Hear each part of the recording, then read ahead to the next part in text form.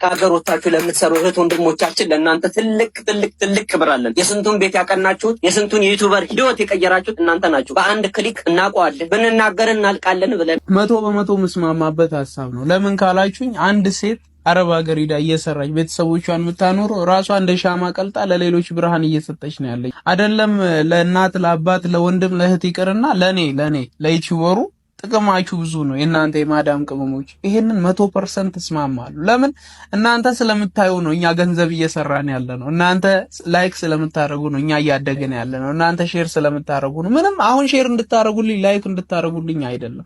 እውነታው ይሄ ነው። አይደለም ለእናትሽ፣ አይደለም ለአባትሽ፣ አይደለም ለእህት ለወንድምሽ፣ ለኔ እንኳን ዋጋሽ ትልቅ ነውና ለእናንተ ክብር አለ። ግን አንድ መርሳት የሌለብን ነገር ግን አለ። እኔ ኢትዮጵያ ውስጥ ለምትኖሩ ይሄንን ደግሞ ወደ 40-60% ኢትዮጵያ ውስጥ ሆናችሁ ነው ቪዲዮ የምታዩትና ለእናንተ ትልቅ መልእክት አለኝ። ሲቸግራችሁ ብቻ አትደውሉላቸው። ብር ስታጡ ብቻ አትደውሉላቸው። የሆነ ጉለት ሲፈጠር ብቻ አትደውሉላቸው። እንዴት ናችሁ በሏቸው። ደውላችሁ እየበረታች ነው ወይ፣ አየሩ ተስማምቶሻል ወይ፣ ምግቡስ እንዴት ነው በሏቸው።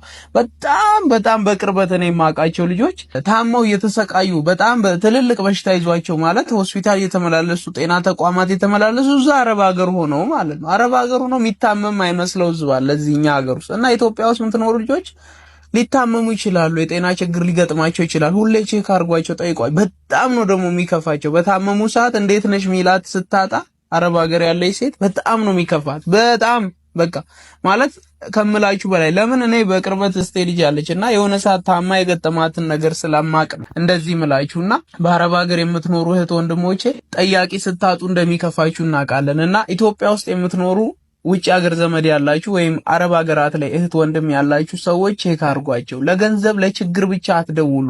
አስለምዷቸው እንደዛ ያን ነገር ባይዘው እነሱም ከኢትዮጵያ ሲደወል ወይኔ ምን ተቸግሮ ይሁን ነው የሚሉት። ለምን ከስታ እንደ ስለምትደው ግን አሁን ቴሌግራም አለ፣ ኢሞ አለ፣ ዋትስአፕ አለ፣ በጣም ብዙ ፕላትፎርሞች አሉና እዛ ላይ እንዴት ነሽ ደህና ነሽ ወይ ብትሏት ለእሷ ትልቅ ዋጋ አለውና እባካችሁ ኢትዮጵያ የምትኖሩ ለገንዘብ ለችጋር ብቻ አትደውሉ። ምድረ ችጋራ ለጥቅም ብቻ አትደውሉ።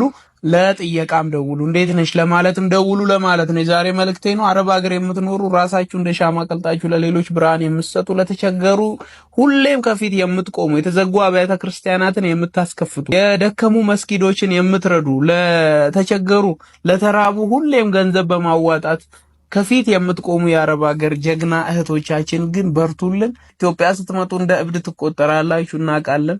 እሷ እኮ ቀዌ ናት፣ እሷ እኮ እብድ፣ በቃ አረብ ሀገር ሄዶ የመጣ ሴት እኮ ዋጋ የለውም ይባላል። ግን ይህንን መስማት ትታችሁ ለራሳችሁ እና ለህይወታችሁ ቁሙ። ወዳችኋለሁ።